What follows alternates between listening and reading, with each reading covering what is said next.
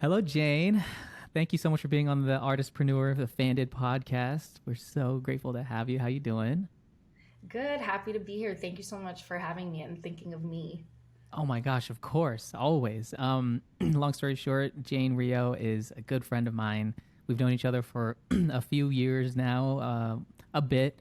More We than a both, few years, I would yeah, say. more than a few years. It had been years since we talked, but then the pandemic, interestingly, brought us back together. First of all, Jayne is an incredible singer, one of the most amazing voices I have ever heard. Skills like just out everywhere. I mean, seriously, if you guys haven't heard her, please go support her. But she's also an incredible streamer on Twitch. She's really brought together people from all over the world that really come together and enjoy her weekly shows. And also, she works full time. She's just a professional like everybody else, really fighting for this, for this art career, just like we all are. And so I wanted to have Jayne on here because I really believe that not only do you exemplify the template artist for, how artists I believe should be operating in 2022 and forward, but especially as, an Asian American, Filipino American, woman who has, you've seen a lot through this journey, and we just wanted to have a conversation with you and hear about that whole journey. Well, I'm happy to share, and again, so glad that like you've been such a huge part of my journey, and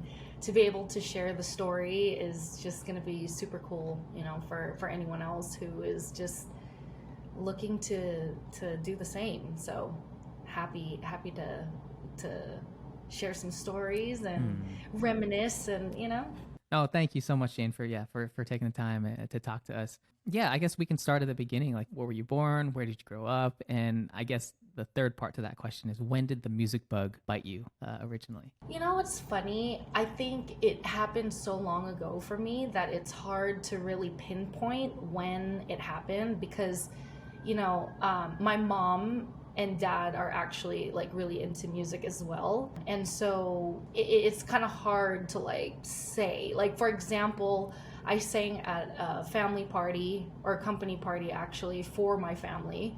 And I sang Part of Your World at the party, and like I don't really remember that, but apparently that's something that I did. How old were And you? Do you remember at all? Like I the was age? 3. You were 3? I was 3, Oh yeah. my gosh! Yeah, and Wow. even so, it's so funny because even on my birthday party, my dad loved to record, on those like old tapes, old camcorders, Yes. and it was Was it so like the funny shoulder one, because like the with the yeah, actual like one of VHS in those there? like really big high eight, whatever. Not to date me or whatever, but um, he was recording my third birthday party, and everyone was singing happy birthday to me, and I was getting mad that people were singing with me. Like, I just wanted to be the only one singing, and Yo, I so feel that. and I'm just like, why is everyone singing? I'm singing, it's my birthday. And I want to sing. And so because whenever I got asked that question, it was kind of like I didn't really know. Like, I didn't know if it was my mom that wanted me to sing or if it was me that wanted to sing. But then when I saw that video, I was like, okay, it was me. Like, it was me all the way. But when I really started to regularly perform, I actually started dancing first. Oh, you did. I was dancing for a Filipino ethnic group called Kayumangit, and we did a Was lot this of in the folk Bay dances. or? This was in the Bay. Yeah, this was in the Bay Area. And in between costume changes, there needed to be some sort of intermission. So me and a few others would sing in between songs. And that was just something that I did for a few years, and I actually got contacted by a media group. It was called Fame, and it stood for Phil and Media Entertainment. And they put me into even more shows, and that was gonna, it just pretty much snowballed from there. I sang for like a bunch of Filipino celebrities that would come and tour here. I would frontline for them at like all the big stadiums and stuff like Wow. that. And then Wow. Do you feel that's the like, beginning. yeah, that's the beginning, right? Like, what age, did you kind of just do that all the way up until? Honestly, I never really stopped. I think there was a period of time where I admittedly got jaded, because, I had been doing solo stuff pretty much from 3 to 11. And then when I became 11, I was encouraged to get a manager. So someone other than my mom. And that manager encouraged me to like try out for a girl group. They're like, oh, like maybe a girl group will help catapult your career and then do something else from there. The problem was is that the contract, or like this group that I was a part of, it wasn't what it said it was going to be. So they were promising like, oh, you guys are going to be the next like Asian Spice Girls, because this was in the Philippines. So I actually moved to the Philippines to pursue a singing career at 11. Wow. Yeah, and it seemed legit because we were training with like all these really well-known teachers in the Philippines, like Ryan Kayabyab and his group of singing teachers, and then also dance classes because we were a girl group. So it seemed super legit. But then, when our manager was like, "We're gonna go on tour," we only ended up in one place, which was Thailand, and it was just like this dinky little bar, So, Oh no. come to find out, luckily my mom was with me. She stayed with me the whole time, but she realized that like on our passport we were just on tourist passports and not working passports. So that was a red flag for her. Oh my gosh. And we had to escape. We had to escape Thailand. And at the time there was like a huge language barrier. No one spoke English. And when my mom confronted the manager, he was like, "You signed a contract. Like it does, it's this or that." And my mom, she doesn't know what to do. She's not like legally smart in that way, because what she could have said was, well, the contract says we would go on tour and we've been at the same place for the past like 3-4 months. Right. But at that point she was just scared, and luckily I had her with me because she helped us escape. And from that point on, I kind of had like one foot in and one foot out the door, as you can imagine. Absolutely. But yeah, up until recently, I feel like that this pandemic is really what brought me back to like, you know what, I'm really gonna like try this with no reservation, not using the past to like stand in the way or block anything that's like, I mean, Jayne, yeah. I mean, I'm remembering now the first time you shared that story with me, and I'm still just always flabbergasted by it because, I mean, how scary, right? Especially at that time. Right. It's hard for some people today in our day and age to like imagine a time where, the internet was not easily accessible everywhere. And it wasn't like Right. you could just go to Expedia and book and then get an Uber and go. Like, that was a Right. different time, and how scary Absolutely. that is to feel powerless in another country. You've signed a contract belonging to this other company that you're supposed to trust, and all of a sudden it all Right. falls apart. I mean, that would make anybody, I mean, that would make everybody super jaded of like, what is this industry that I'm even embarking in? Did, Right. did it feel like, oh, the music industry, it's scary? And did it kind of like bring those voices back a little bit, like, what am I doing type of thing? Or like, Yeah, and like I know that my story is a little bit more extreme, but anyone who does music, even as a hobby or is just trying to pursue a career as an independent artist, like there's scammers out there everywhere, like playlist scams, PR yes, scams.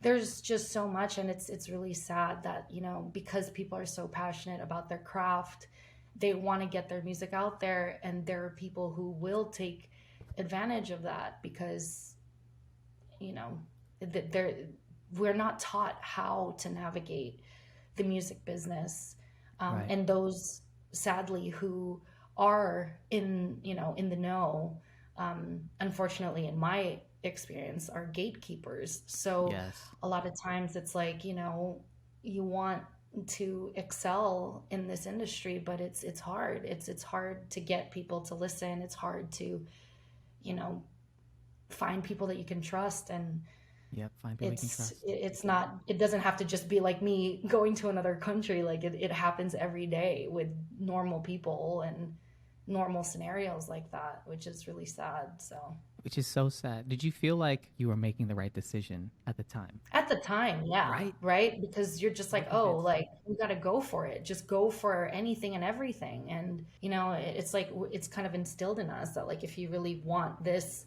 you need to like chase your dreams or whatever. But it's like what I've learned in my experience in the industry is, like there's a difference between chasing and like learning your path. Ooh, And that's I good. just I just feel like we should be more cognizant of that. And luckily, because independent, there's more streams for, or there's like more paths for independent artists to go. And we're very lucky that in this day and age, you can do the research, you can Mm. learn like, is this going to be a good move for me, and really just kind of pave your own path, because now there's several ways for you to reach like your target audience. And be able to find, that kind of segues perfectly. If I can ask you, like, because like we mentioned before, you started streaming during the pandemic on Instagram. I had done one as like a trial thing, or I was like doing them like, I don't know, once a You're week. doing a few, yeah. Yeah, I think maybe I was on like the second or third one, and that's when we kind of got rekindled, and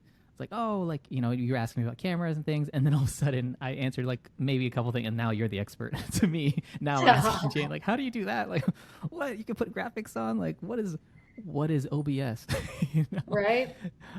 So I'm so like happy for you that you've been able to you know enjoy music again. I mean, obviously it's an up and down thing because we, especially the state of music, especially being an independent artist, it's still so tough. But Right. yeah, I would just love to ask, like, what kind of was the catalyst for wanting to jump into Twitch, and how has that been going, and how well, I guess what was the most surprising thing that you discovered through when you were starting during the pandemic on Twitch? Well, for me, the pandemic was the catalyst, I would say, because when the pandemic started and we had the shelter in place, there was that huge uncertainty. And I think for the first time in all of our lives, this was impactful for everyone.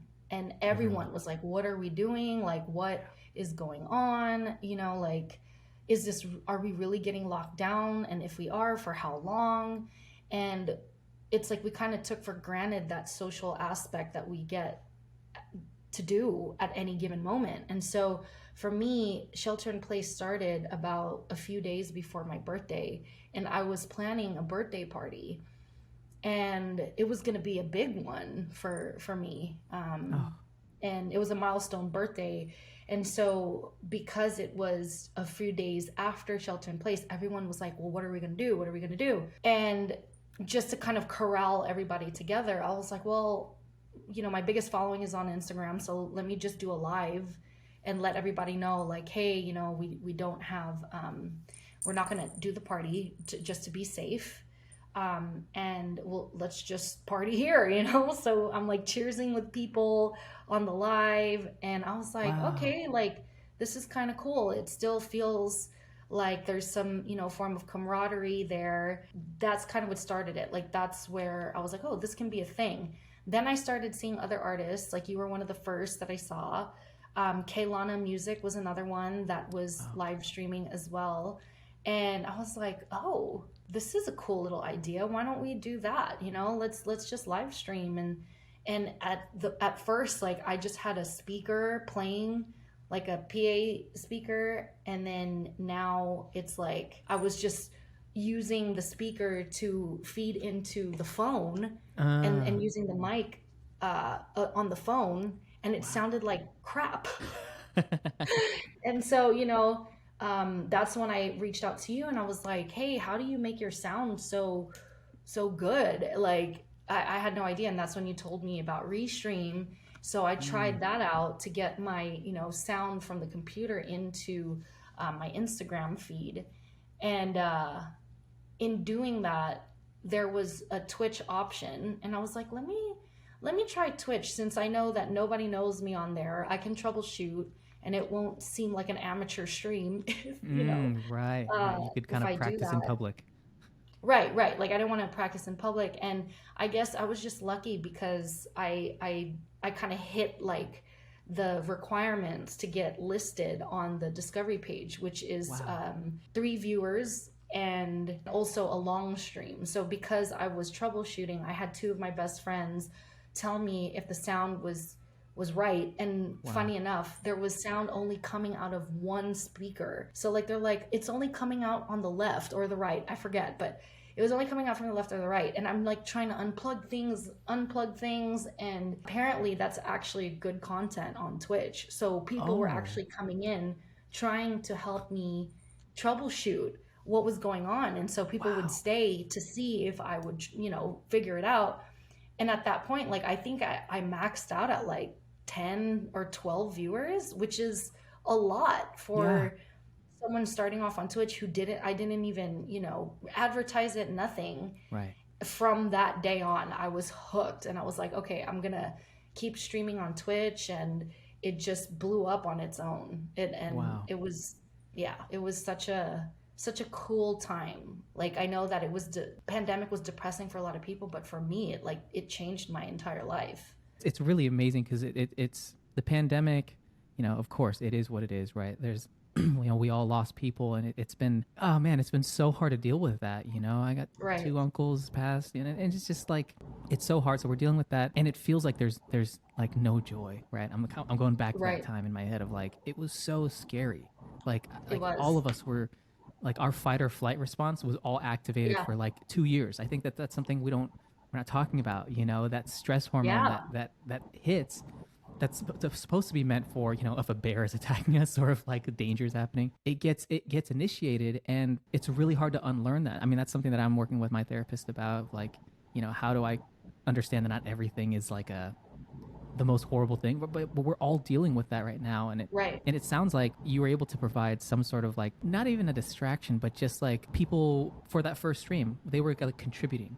And I'm realizing Mhm. there's this principle in Adlerian psychology, and it's about happiness is when we're actually feel like we're contributing, like Right. the things we're Yes. doing are contributing to someone. Did it feel almost like this community was just kind of coming around you, and just random people were just kind of trying to help you solve this problem? Yeah, that's it. It was just a perfect mix, a perfect brew of something new, something Wow. helping other people, and then something for me to learn that kept me engaged enough and was somewhat easy enough. I wouldn't say it was easy because it definitely wasn't easy, but Right. the struggle actually helped the content, if that makes sense. Like, for once, the perfectionism was out the window. You know what I mean? Like, Wow. yeah, for me, because I'm also on YouTube, right? And it was very hard for me to like sit down and concept a video, and you know what I mean? Mm-hmm. Edit the video and then be satisfied with it enough to post it. But with Twitch, it was like you just show up. You show up, people show up, and then it becomes a two-way street, right? Like it's immediate, what do you call that? Like happiness, or what Oh, is that? Like happiness. it's an immediate, you immediately get the Joy. results. You know what I Ah, you get mean? the results and meet. Yes. Yeah, yeah, like you get the You don't have to results right wait. away because then people, yeah, people are engaging with you, and it's a back and forth, right? It's a volley. Whereas like with YouTube, it's like, you post it, hope that somebody sees it, hope that people, comment. And I'm a very in the moment person. Like I Same. honestly, when I used to post things, I would post it and then forget it, which is Yes. not a great way to grow because people will engage with your content, and if you're not engaging back, it just kind of dies. So Right. with Twitch, it was really easy to like keep going and then also be committed because with the sub structure, knowing that people are paying to see you, you Right. feel like encouraged to. And that's what I need. Like I need that like external encouragement because I'm not the type of person to be like, oh yeah, people are gonna watch me. You know what I mean? Like Right. people Yeah. are Same. people are gonna flock to my stream. Like no, I'm very self-conscious like about what I have to offer, and without like self-loathing or anything. It's just my dad kind of instilled it in me that there's always gonna be someone out there better than you, not even in a mean way, but just preferentially, and so that's Preferentially. stuck with me. So for me, I just try not to like be arrogant or or expect much. And so it was really cool, like to be in this community where I didn't feel like I was burdening anyone. I wasn't like, hey friends, come, like, you know, spend 3 hours with me. But instead, like on Twitch, they were all strangers. The only people that I knew initially were my two best friends that were helping me to troubleshoot. But eventually it just grew like on its own, that it was all people that I didn't know. And it was great. I loved it. I loved it. That's incredible. You know, Jayne, it's almost like, you know, you started as a performer, right? Like not necessarily songwriting at first, right? Same with me. I didn't write my songs. I mean, I started to try to write songs when I was like 13, but I didn't actually get back to writing until I was like maybe 18. And then it wasn't until I joined, you know, with my friends and created New Heights that they were Right. super into writing, that, you know, encouraged me, oh, maybe I am a writer. And I think the beauty of this story is that, do you feel like Twitch was the closest thing to the performing thing that you love to do, like that especially available at that time, right? Because you grew up as a performer, and it's that exchange, you know, Right. especially we grew up in, you know, Filipino community, right? We're so, if anybody has seen Easter Sunday, like it's legit, like kind of, it is how it is. I'll just be real. Like, and I Right. think Right. that for me, I cried a couple times just watching it and being like, I can't believe these little nuances within like the Filipino Yeah. community, like these social, even like, did you see it? Yes, I did. Yeah, like even like the uncle that has too many butterfly knives. I mean, I had an uncle who had that, Yes. who worked for the post office. So all those little things. But do you feel like, you know, you performing as a kid and coming from this place of community, do you feel like you were getting some of that from this Twitch community? Oh, absolutely. To me, I feel like Twitch actually was my favorite form of performing. Like, I like to perform in front of people too, but I'm very timid, like in person. Like, there are three different types of performances for me. There's like that intimate, you know, like background music just to kind of set the mood, which I do. Like, I do that at different bars and restaurants and stuff. And I like that because I'm just kind of in my own zone, like no pressure. But then there's also like on stage performing my original music, because mostly with the restaurants and stuff, it's all covers. Right. But Right.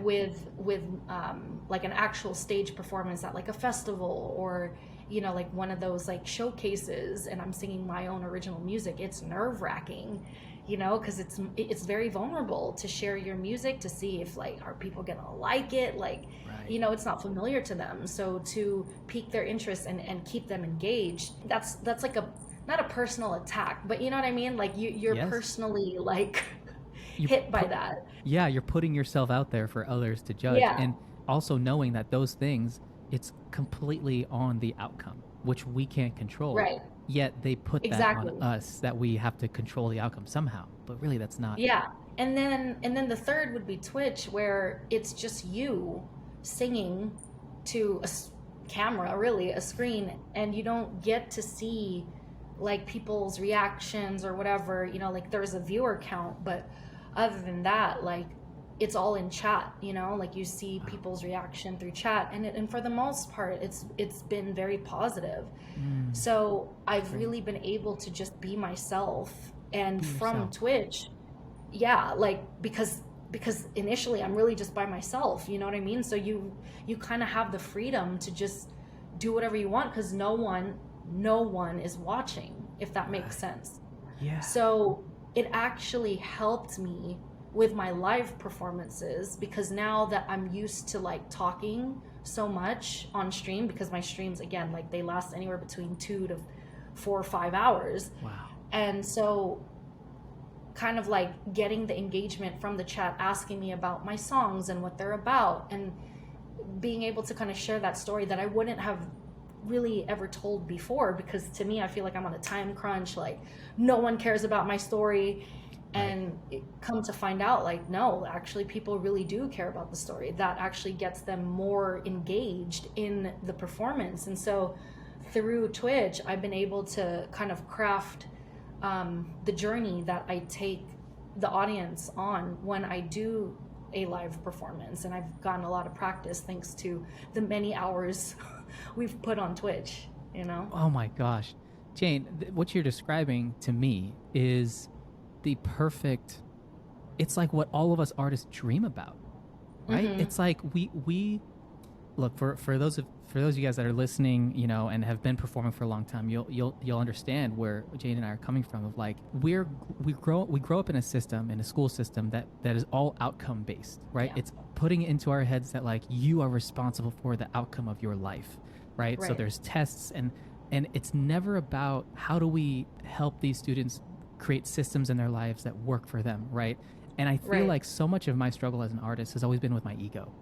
And I'm not trying to, you know, always just be a victim and everything, you know, that's a whole different topic. But I think we have to come to realize that this industry, the reason why a lot of investors say, oh, I don't want to invest in the music industry, the reason why a lot of artists, you know, that have seen success before are like, I'm never doing that again, is because it's these economic forces that was created by groups of people that are focused on returning revenue, returning investment, you know, back to their shareholders, forcing artists to feel like this. And I'm not saying that we should blame everyone. No, I mean, obviously the system is a system, and it's been working for 100 years.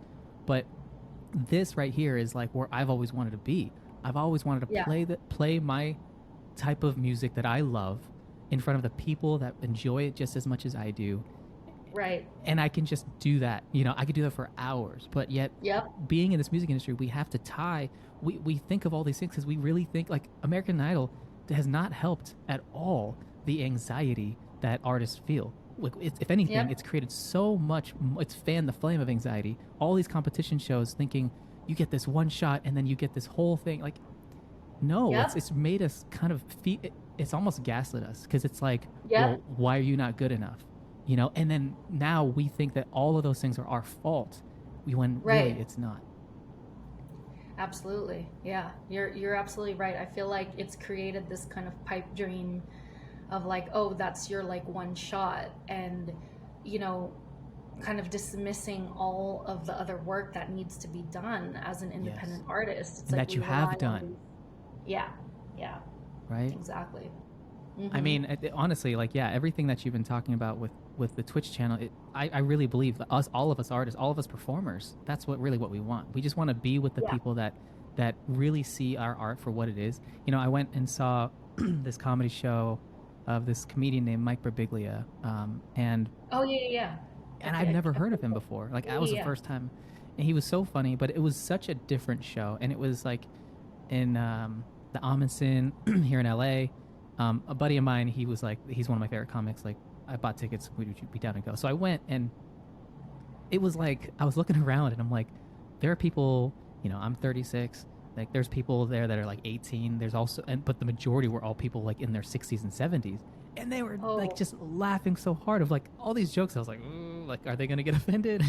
No, they were just having the best time. But it was, I love that. But that's like, to me, like where we're all trying to head, right? Where it's just people, random, you know, these people that just resonate with our art, coming to show up and just to enjoy, because it seems like you really love that exchange of performing, but then discussing and having a night, an evening with, or a set time with people. Yeah, absolutely. So if I can ask you, like, what's like the next steps for you? Like, where are you headed, and where are you kind of like, you know, with everything that's going on right now? Obviously, we're still in this weird phase where I'm seeing so many people canceling their tours, actually, still. Yeah. You know, like, either it's because of mental health things or safety. I mean, we're just still in this time. Yeah, like, what's going on right now, and how could people kind of support you on your journey right now? For me, I definitely want to come out with, you know, another EP, maybe one day a full-length album. Yes. So we are planning a covers EP with Fandid, which I'm super excited about. And you know, because I've always been a cover singer.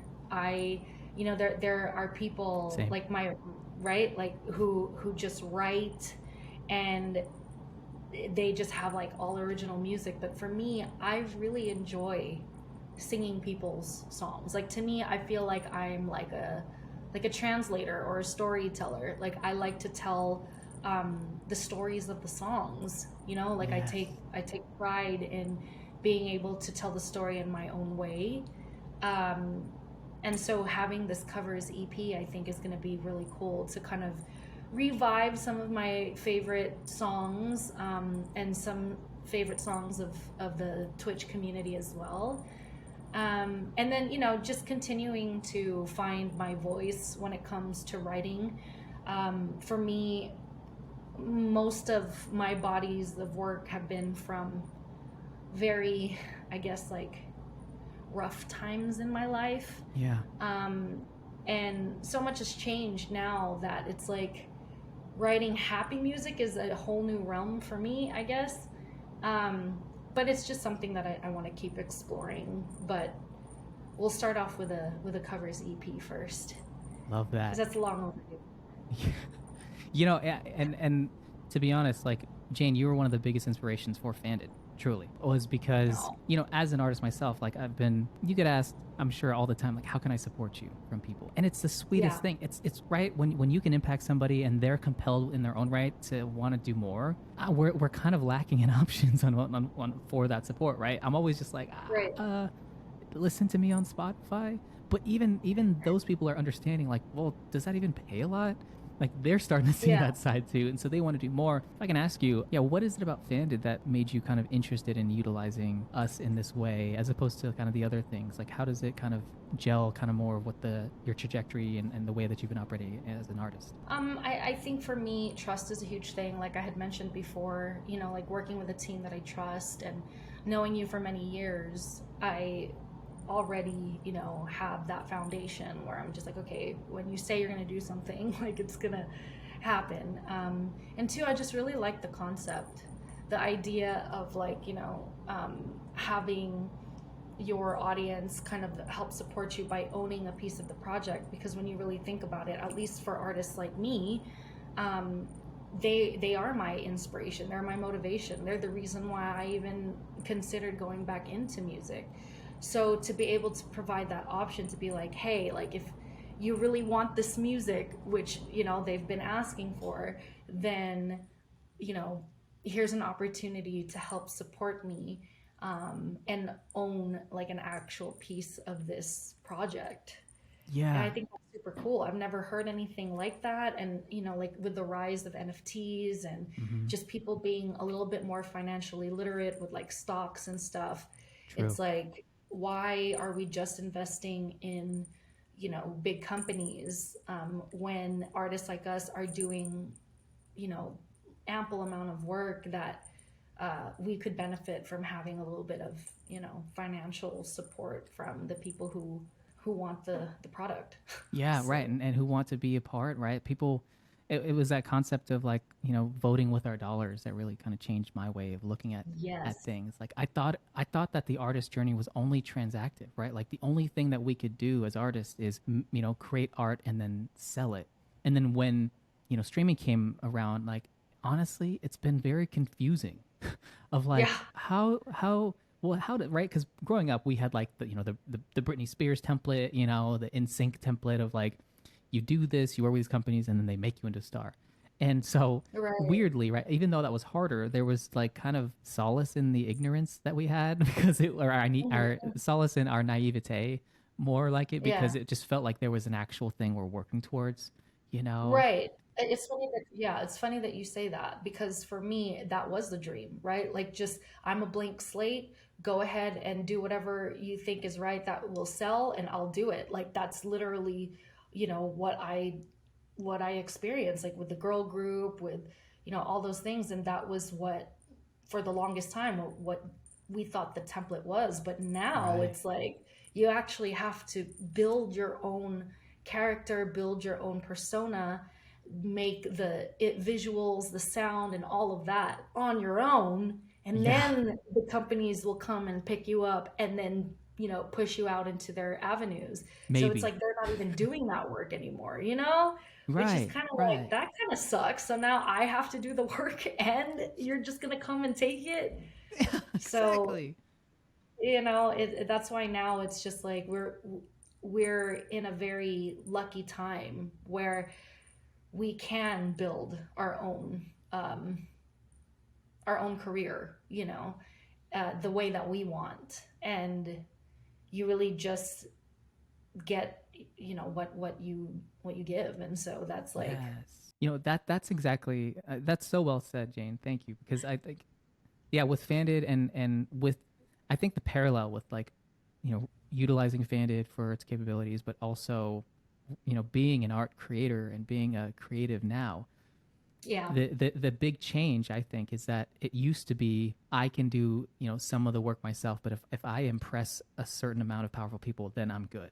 And then I don't have to work Yeah. so hard. But those days are over, right? Those days are gone because as we've heard from, our mutual friends and people in like higher places, or at least deeper places into these like industry, major labels, majors are no longer signing people just because of music for them. And if you really think about it, you put ourselves in their shoes, like that's the only thing that guarantees, a return on their investment, right? Right. It's like, Right. it's the only metrics they have, right? Because before it was a big guess. And, then you had some people that like had this folklore around them of like, oh, that manager knows how to sign talent. It's like, no, maybe that manager just got lucky, with a few things. And so Yeah. it has gotten a little more transparent, but at the same time, it's got even harder because now it's almost like there is no art in the big art machine. It's about deploying capital into systems that already have distribution and marketing within them. It's Right. more like just a loan than it is actually trying to allow Yes. the art to grow on itself and to be impactful time after time after time. But just like now with the numbers, right? Like because social media now has metrics that these companies can see, it's just, I feel like now they're just picking people off of that to put into the avenues that you're talking about. Right. Because You know? they know it's like if this person has 1 million Instagram followers, then if we Yes. put this much and then we can see that return. And it's just, to me, it's like, look, I love anybody that has their MBA, but like art is not all just quantifying, using, all these things. It's just art. I feel what we're trying to build and what we've talked about so many times, Jane, right, is that art is timeless. I mean, there's a reason that Right. like one of your most requested songs is, Whitney, right? Because Yes. like it lives forever. and Hmm. and I believe that us as a society, we love music already so much. People, we all know people that spend thousands and thousands of dollars to go to Coachella, for a weekend, Yep. or go across country to go see Coldplay at Red Rocks or something, which I still want to do. But like, Yes. we spend so much money, and then we kind of do it in a way where we almost worship the art, right? Because it Hmm. impacts us. But then somehow through this system that we've been dealt with, the music industry, we separate the artist from that, and we Yeah. don't actually do things that actually continue to put this artist on a path that allows them to healthily, in a way, continue to create from a real authentic place. And I Right. think that's the main issue, is that we're removing the art or extracting it from someone, but what we really should be doing is helping that artist continue to grow and thrive. Because now, would Right. you agree that on Twitch it's not just transactive anymore, but people kind of rely on you, Hmm. right, for their own kind of mental health and kind of their own Right. like quality of life, right? Just on a weekly basis, right? People probably tune in for a lot of their own self, right? Right. Obviously to support you, but also for their own. Are you seeing that at all? Hmm. Familiarity, I think, is a big thing. Like feeling like you know someone, and just connecting on that level. It's funny because like I feel like you get to know people more on Twitch than you do uh, even in real life, because you're spending hours at a time, talking about life and all these things. And a lot of times people feel more comfortable behind the screen telling their Right. stories through text versus like if you were in front of me. So yeah, absolutely. I feel like um the beautiful thing about Twitch is that there is a lot of streamers, and so there's like a never ending, like plethora of streamers that you can go to connect with and kind of feel at home. Wow. Do you feel like, on that note, the thing that I kind of heard, like I've been trying to do this thing where I'm just trying to listen more to the universe and listen to Yeah. the world, right? Versus me trying to always conquer everything or, systemize Uh, everything. And I felt like the thing that I heard when you were saying that was, interestingly enough, like these live streams allow people to feel seen and heard, right? mm-hmm. Because when you said Yep. that people sometimes people don't want to show their face, right? Like Right. like one of my fans, I didn't know this about her until like I started to see, her, just how she lives and everything. And, I didn't know that she was in a wheelchair. Like I didn't know that there's Yeah. certain these things that like I had no idea. And obviously I wish I could Right. more, but it seems like what you're saying is that it really kind of equalizes us. So your streams like equalize Right. everyone, and it feels just kind of natural and it feels okay to be at a Jane stream. Yeah, no, absolutely. There's no judgment. I mean, you really can't judge. The only thing you could really judge is maybe like a screen name or a username, but other than that, like you really don't know. And you're right. Like I have a viewer like that too, who's, in a wheelchair as well, would have never known. Mm. Um, uh, Unless, he said so, or, like I have another one where they're like, really like short. So it's just Mm. like little things Yeah. like that, where it's just like you you feel like there's just nothing, no characteristic other than just the personality that they give on stream, that just completely negates all judgment, All judgment. and Yeah. it's great. Like when I met one of, someone from the community, it was just like, oh, like even then there was no judgment. He was still the same person that was in my Yes. chat, and I loved that. I loved that. Yeah. I mean, I Like, think that that's the best thing about what we do with music, right? I was telling somebody this the other day, but like, I love being an art creator because one, it's like the equalizer, right? Of people, like, it doesn't matter if it's a billionaire or, just a student starting out, yeah, at their school. It equalizes all of us because we're all impacted the yeah, same way. I just think that's one of my favorite thing about being able to do this, doing what we yeah. do. And it's able to do away with any sort of social norms or social requirements or things that we put on ourselves, especially we condition ourselves thinking, oh, I can't do that, I can't. But it allows people to kind of, step out in courage and be a part of a community. Jayne, there's just so many things. I would love to do more. Like if you're down, would love to have you do a second one because I would want to break down, Absolutely. Yeah. especially like your process too, and just kind of like show people like how you're able to keep things going. Because I know that you were also working full time, Mm-hmm. while you were doing like these 4-hour streams. Like I don't know how you were able to Yep. do it, but if we could do another one where like the lessons you've learned, right, to help kind of people systematize. But I guess the last question that I want to ask you, knowing everything that you do now about where your journey has led you, if you could go back to your 15-year-old self and remember, like I think about my 15-year-old self, like just terrified of everything, and I was Yep. judging myself on everything, and I'm like I didn't, at 15, someone else said this, Diraj, one of our investors, but he's like, yeah, at 15, you can't even project 5 years because that's like half your life, you know? Yeah, if you could go back in time and kind of mentor, like what are some of the things that you would tell your 15-year-old self? Oh man, I think for me personally, if I could tell my 15-year-old self anything, it's to be true to yourself, to find yourself first and foremost. Um, I feel very fortunate enough to have had my own kind of like style and everything, but I do feel like there was a little bit of like trying to do it for other people. And although, yes, we do this for other people, you have to do it for yourself first and not care about what other people think. And, everyone has their own opinion, and that's fine. That's not, our business, what their opinion is. Because the more that you stick to, yourself and what you enjoy, you'll find your tribe. You'll find the people that will resonate to you. But the more that you start to stray away, and there's nothing wrong with experimenting. I experimented a lot in the span of the years that I've been doing this, but I think to experiment because it's trending, Mm, that is not, like I wouldn't really recommend that unless you're making it your own, you yes. know. I So, love that so much because a concept I've been reading about a lot is spend so much time living other people's lives, yes, yes. right? We like, Yeah. and that's all those opinions that we hear, and like the music that's supposed to be hot right now, like and there's that, then we lose our sense of authenticity because we're like, we don't like this, or this is not giving us life as like art that like really we Right. want to be able to express. Yeah, absolutely. Yep. And also that it's never too late. I think that at 15, I was very much like, we need to make it like by the time I'm 18, because if I'm 18 and I still haven't made it, because I started really young. And Mm. it's funny because when I was in the industry at that age, everyone was like, just enjoy your life first. Like, you don't need to do this right now. And I don't regret anything. I feel like my journey is very special. And if, you know, I didn't want to say if I make it, because in some ways I do feel like I have made it already. You know what I mean?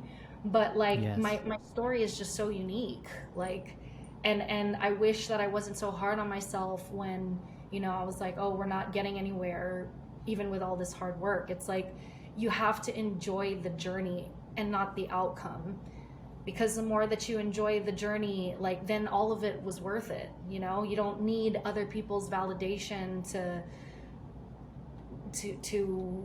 make it worth it, you know, then you just can keep going, and no one can tell you anything, you know, like, because again, you'll find your tribe. It doesn't matter how old you are, it doesn't matter, as long as the music is good, as long as it comes from the heart, and you know, you enjoyed making it, it will resonate to someone. Like, I truly believe that it's all about energy, and if you're doing it for the right reasons, then you just got to trust and let go that you'll be, you know, exactly where you want to be. Yeah. So Jayne, if people want to be able to support you, you know, where can they, you know, support you the most? And yeah, go ahead, tell them.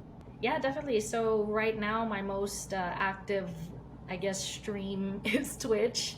So you'll find me there twice a week, Tuesdays and Thursdays.